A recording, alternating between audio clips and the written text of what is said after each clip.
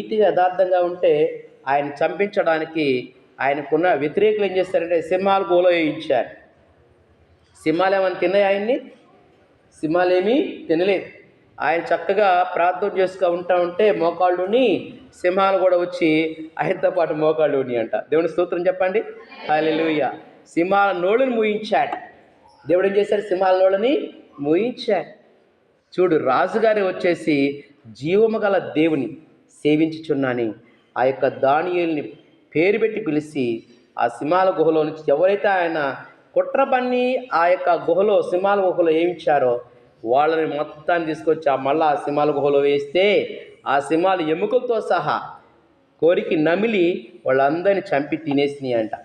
చూడండి, దానియేలు క్షేమముగా బయటకు వచ్చాయి. జీవము గల దేవుని సేవించుచున్నా అని పేరు పెట్టి పిలిచి ఆ రాజుగారు ఆయన